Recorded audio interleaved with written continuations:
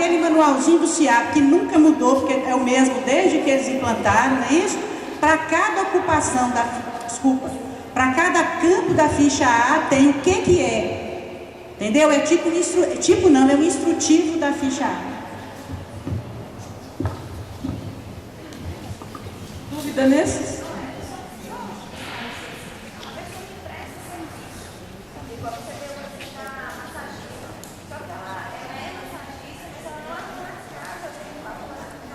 Não, aí ele vai estar na ocupação. O que a gente vai cadastrar são as pessoas que moram naquela casa.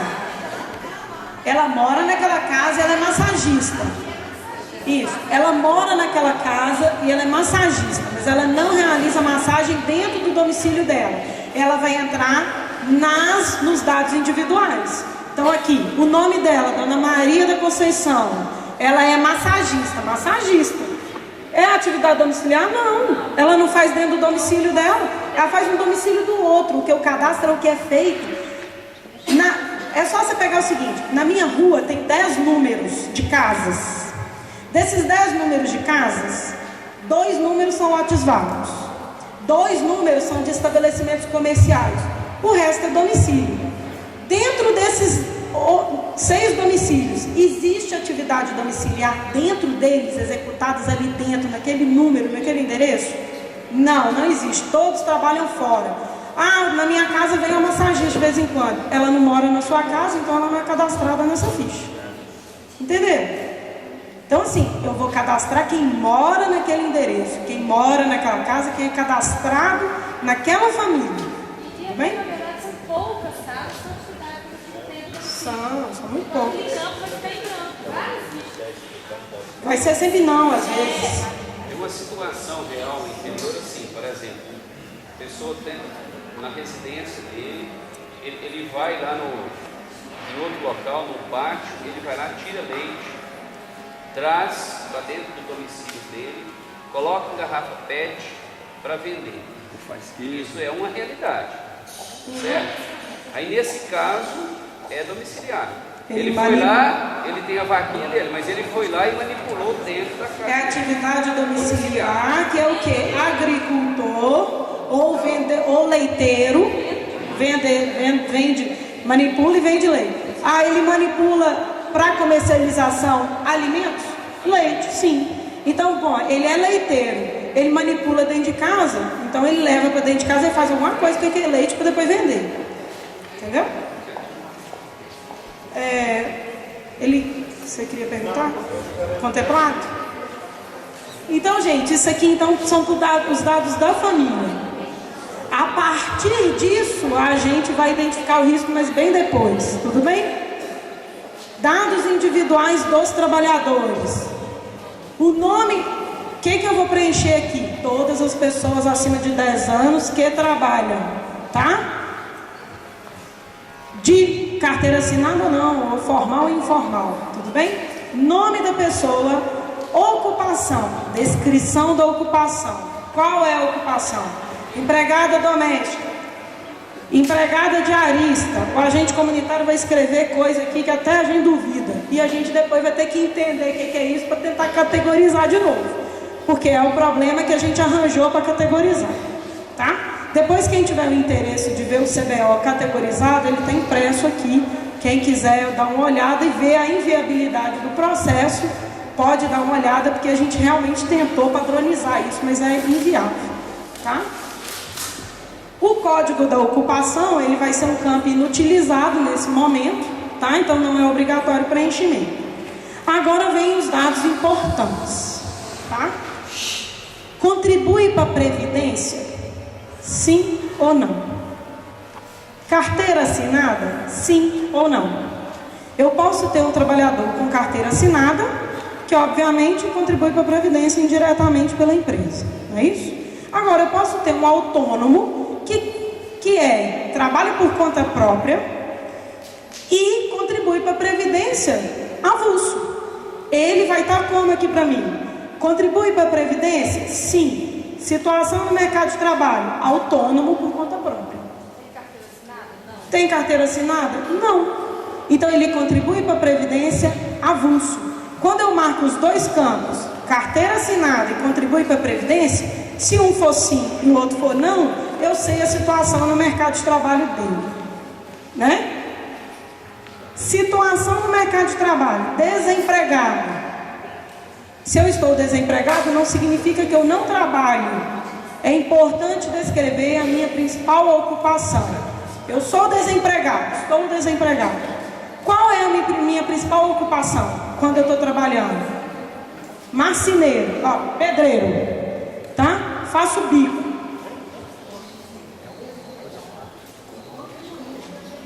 Pode também. Você pode ser desempregado, e isso hoje tem muito. As pessoas acima de 60 anos que não contribuíram o tempo necessário para aposentar, a maior parte está desempregada, contribui para a Previdência para poder conseguir aposentadoria, ou auxílio doença, ou alguma coisa assim. Mas contribui, mas está desempregado. Tá? Isso, aí por exemplo, é pedreiro, ele está desempregado. Eu posso marcar aqui que eu sou pedreiro, estou desempregado, mas faço bico de vez em quando, informal. Arrumo o portão da vizinha e ela me paga por isso, né? Eu construo uma casinha ali, outra aqui, então ele é biscateiro ou informal. Então ele é um pedreiro, desempregado, informal, que faz bico de vez em quando. Ele pode contribuir para a Previdência ou não. Tudo bem? Oi? Tem outra ocupação? Tem outra ocupação? Sim ou não? Qual a ocupação? Eu sou funcionária pública. Só que eu chego em casa, faço bombom para vender no outro dia. Então, sou funcionária pública. Contribuo para a Previdência? Sim. Tem carteira assinada? Não, porque eu sou seletista, né? É porque eu sou estatutária, desculpa. Confuso. Porque eu sou estatutária. Sou servidor público. Né? Então eu não sou nem desempregada, nem empregada, mas eu sou servidor público ou militar de qualquer categoria, tá? Tem outra ocupação? Sim. Qual ocupação? Faço doce, bombonzeira, doceira, vai vir da CS, coisa do arco da velha.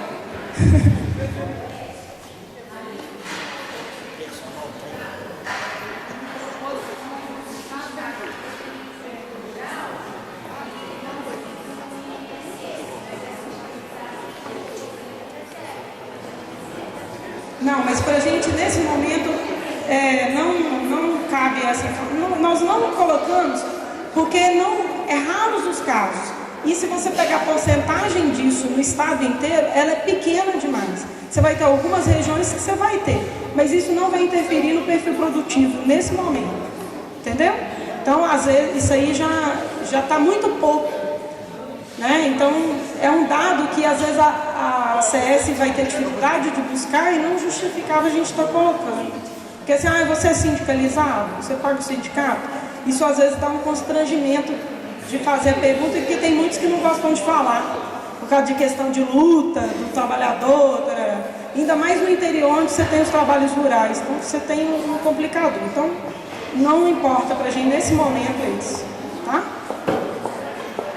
Na segunda ocupação, ela é formal ou informal? Então eu sou a doceira lá, faço bombom. A minha segunda ocupação, ela é informal. Então eu vou marcar informal. Se for...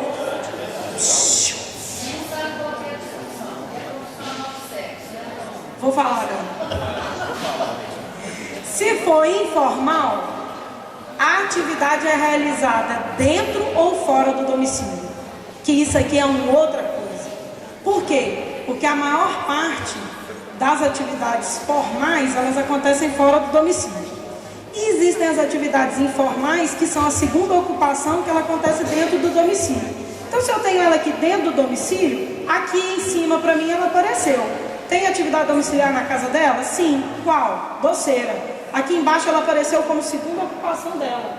Então, ela me mostra que ela é uma pessoa que é empregada formal, que tem um trabalho principal e que a segunda ocupação dela é informal e realizada dentro do domicílio. Tudo bem? Então essa ficha a gente interage os dados dela. Profissional do sexo. Qual a ocupação dela? Profissional do sexo. Ela é formal? Não, ela... Depende. Ela pode...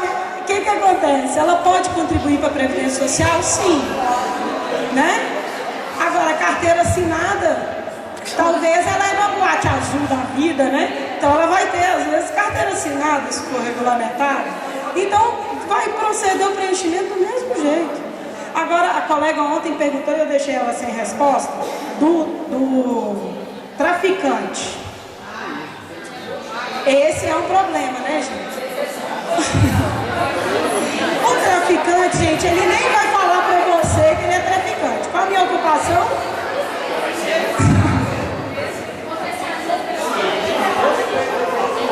Gente, oi? Vamos se identificar. Aqui, gente, a Heloísa arrumou uma forma... Peraí, gente, calma. É polêmico, mas tem retorno. A Heloísa, eles criaram uma forma em São João de identificar isso. Peraí que elas vão falar. Em São João teve esse debate também, tanto a profissional de sexo quanto do traficante. Como algumas unidades deixam a ficha anexada com o prontuário, o que a gente fez? A gente criou uma sigla, porque até por esse constrangimento da pessoa saber, né, que está ali como profissional de sexo ou como traficante. Mas a gente identificou isso, até mesmo porque a profissional de sexo, o cuidado que deve ser não só de saúde do trabalhador, e a importância de saber isso para a equipe, e o traficante a mesma coisa. É óbvio que o traficante não vai falar que é traficante, mas a gente sabe informar quem são os traficantes. Ele vai falar que ele é comerciante, que ele é pescateiro, só que aí a gente colocou comerciante de alto risco. Só que isso é uma sigla que só a gente sabe. Tá? Então a gente identificou sim, mas assim, através de uma sigla que só a equipe que sabe. A gente colocou comerciante de alto risco e autônomo de alto risco, para profissional de sexo.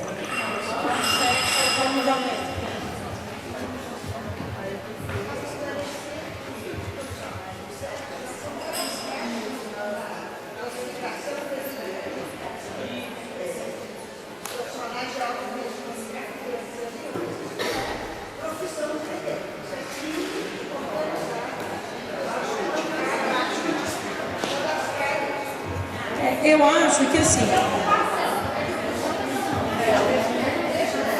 Gente, espera aí.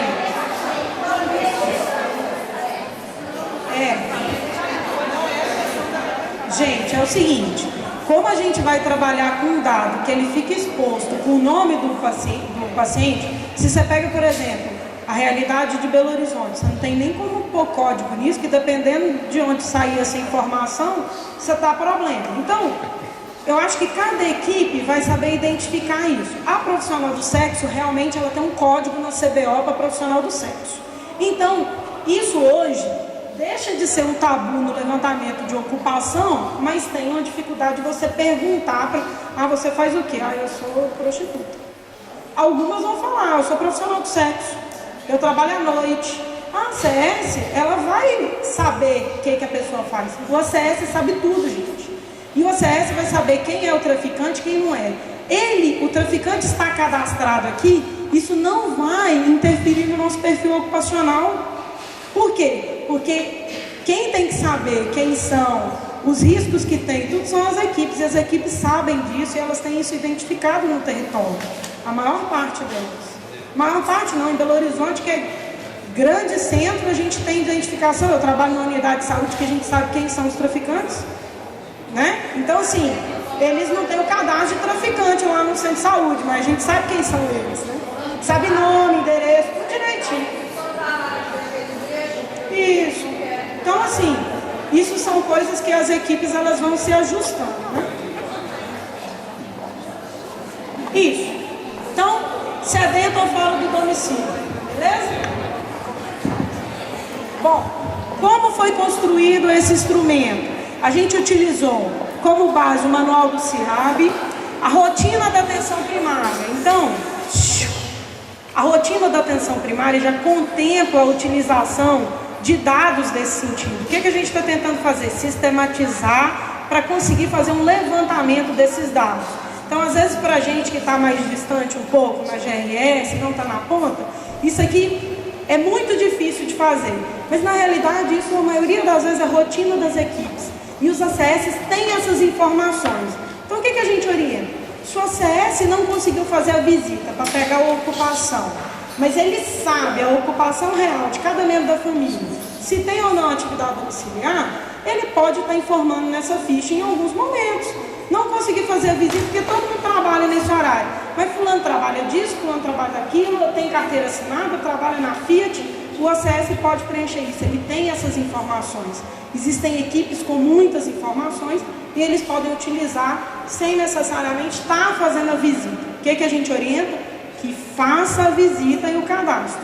Quando não é possível, a gente tem como colher essas informações por outras vias, porque essas informações existem e os agentes comunitários conhecem, tá? Eles sabem tudo, é impressionante. Necessidade de informação. Se o trabalhador não tem essas informações em sistema nenhum. Desse jeito, não tem. Você tem Belo Horizonte que tem o sistema, mas tem dificuldade de puxar relatório dependendo da forma, né? Oi? Não puxa. Eu sei porque eu fui na unidade para poder ver como é que funcionava, porque a ficha deles era mais completa. Você tem outros locais que conseguem fazer além disso. Então, a gente precisa sistematizar essas informações. Por isso, dessa necessidade. Facilidade de coleta. Por que a gente não fez uma ficha maior igual São João? Por que a gente não usou a ficha domiciliar que já existe lá, né, do trabalhador? Porque é grande demais e inviável de fazer a construção e a pesquisa disso. Então, definiu-se por fazer uma ficha enxuta, pequena, com os dados fundamentais para o perfil ocupacional, que é o que vai realmente ajudar a gente a identificar possíveis riscos do geral da população, tá? Nós fizemos análise de sistemas e outros instrumentos já utilizados, como as experiências de São João, de Betim, de Belo Horizonte e de outros locais. Entrei em contato com outros estados para a gente ver o que eles faziam de perfil ocupacional. E a gente não tinha isso em outros locais sendo sistematizado como a gente estava propondo nesse momento. Então, aí, a importância da gente estar fazendo isso. Bom, instrumentos de monitoramento. Então, eu falei para vocês que são 3. Por microárea, né, que ele vai me dar um consolidado da unidade. Por município, que ele vai me dar o consolidado do município. E por GRS, que ele vai me dar o consolidado regional. Então, o nosso instrumento é esse aqui. Unidade, olha eu apontando a ponta da caneta. A gente que não é chique é complicado, né? O nome da unidade, o número de pessoas cadastradas, o número de pessoas acima de 10 anos. Isso aqui é somatória de todas as fichas da unidade, tá? Então, a enfermeira ou alguém da equipe que vai consolidar os dados, vai somar os dados de cada agente comunitário para preencher esses campos. Consolidado geral dos domicílios. Número de famílias com atividade formal. O consolidado, ele não traz qual é a atividade domiciliar. Eu quero saber se tem ou se não tem. Se é formal ou se é informal. Tá? É isso que a gente quer saber, mas a equipe vai saber isso detalhado. Colocar a agente comunitária da microárea 1, ou cada um tem o seu nome, ela vai preencher os dados dela aqui. Quantas famílias com atividade domiciliar eu tenho na minha microárea? 10. Quantas famílias, formal, né? Quantas informais eu tenho? 2. O número de casas que tem manipulação de produtos químicos? 1. Número de casas que tem manipulação de produto de beleza? Tantas. E assim por diante. Esse total ele vai ser somado por microárea, total aqui, ou por atividade que eu estou querendo levantar, que vai ser o total da unidade aqui. Esse total da unidade, ele me dá um perfil dessas perguntas para a unidade. Quando você fala nome da unidade, é nome da unidade ou nome da equipe de PSF?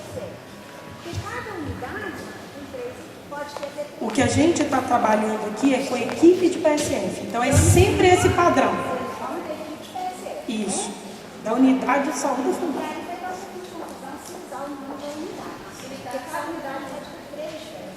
Tá, gente, eu posso até mudar isso na ficha, não tem problema. Mas o parâmetro que nós